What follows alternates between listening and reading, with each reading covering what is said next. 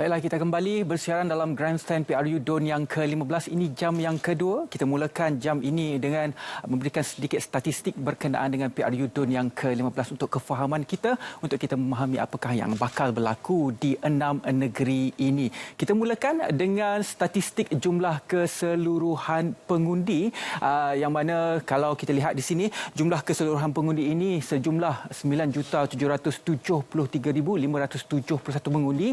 Pengundi yang bakal mengundi dan juga pecahannya, kalau kita dapat lihat di situ, pecahannya wanita lebih tinggi daripada lelaki. Wanita, jumlah pengundi wanita adalah sebanyak 4,935,937 pengundi, berbanding dengan lelaki 4,837,634. Itu dia statistik secara keseluruhan jumlah pengundi bagi 6 negeri. Manakala jumlah pengundi awal yang akan turun mengundi pada hari ini adalah sebanyak 97,388 pengundi, dan juga pecahannya anggota tentera dan juga pasangan sebanyak 49,660 pengundi, dan juga anggota polis dan pasangan 47,728 pengundi. Baiklah, kita akan teruskan statistik dengan kita melihat pecahan dari segi jantinanya.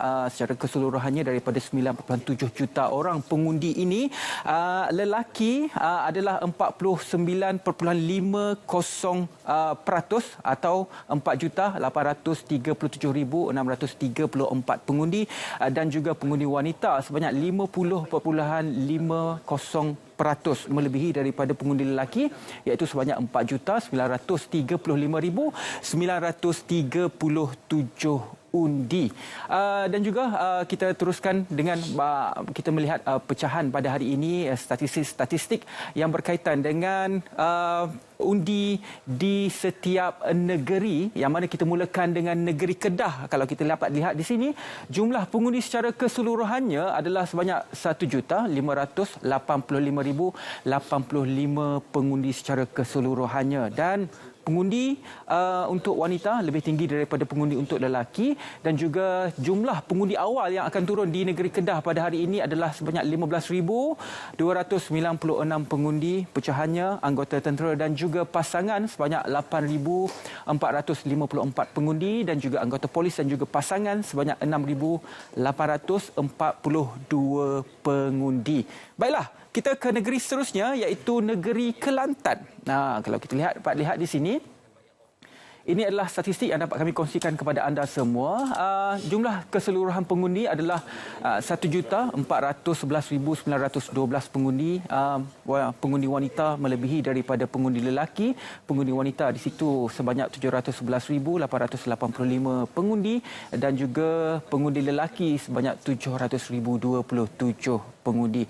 Dan juga pecahan pengundi awal yang bakal turun di negeri Kelantan pada hari ini adalah sebanyak 11,205 pengundi, dan pecahannya kalau dapat kita kongsikan kepada anda semua pada hari ini, anggota tentera dan juga pasangan sebanyak 6,175 pengundi, dan juga anggota polis dan pasangan sebanyak 5,030 pengundi. Kita ke negeri seterusnya. Okey. Kita ke negeri Terengganu, antara negeri yang menjadi tumpuan juga pada hari ini.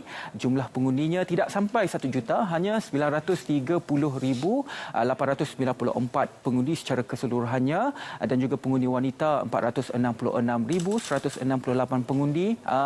Lelaki kurang sedikit, 464,726 pengundi secara keseluruhannya di negeri Terengganu. Okey, jumlah pengundi awal yang bakal turun di negeri Terengganu pada hari ini adalah sebanyak 6,957 pengundi, dan juga anggota tentera dan juga pasangan sebanyak 2,444 pengundi, anggota polis serta pasangannya adalah sebanyak 4,513 pengundi. Okey, negeri yang juga menjadi tumpuan dalam PRU Don yang ke-15 ini, kita teruskan ke negeri Selangor yang mencatatkan secara keseluruhannya lebih daripada 3 juta, iaitu 3,747,057 pengundi secara keseluruhannya, dan juga lelaki mencatatkan 1,857,767 pengundi.